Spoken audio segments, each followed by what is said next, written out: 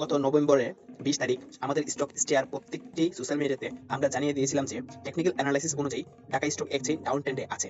ঠিক এক সপ্তাহ পর আমরা দেখেছি 5 দিনের মধ্যে 3 দিন দাম বেড়েছে এবং 2 দিন কমেছে। যদিও ভারত থেকে কমার পরিমাণ সংখ্যা বেশি, সূচক কমেছে বেশি। এবার আমরা দেখে নেই ইন ফিউচার আগামী সপ্তাহে অর্থাৎ ডিসেম্বরের 8 তারিখ থেকে ডিসেম্বরের 12 তারিখ কেমন হবে বাজার। আমরা এখানে টেকনিক্যাল অ্যানালাইসিসে দুইটা ড্র করেছি, একটা রেজিস্ট্যান্স একটা সাপোর্ট। সাপোর্ট ধরেছি 4893 এবং রেজিস্ট্যান্স হিসেবে আমরা ধরে নিয়েছি 5266 এবং মার্কেট এখন ডাউন ট্রেন্ডে আছে। তো এই আগামী সপ্তাহে খুব একটা ভালো যাবে না, এটা অনেকটা আমরা বলতেই পারি। সপ্তাহের জন্য কিছুটা ওয়েট করব। যাদের হাতে ক্যাশ আছে তারা হুড়ো করে বাই করার চেষ্টা করব না, বরঞ্চ আগামী সপ্তাহটা দেখব। তারপর যদি মার্কেটের মুভমেন্ট হয় তারপর আমরা জানিয়ে দিব, স্টক শেয়ারে, ফেসবুক পেজ, ইউটিউব চ্যানেল সব জায়গায় জানিয়ে দিব যে বাই করার সময় হয়েছে কি না।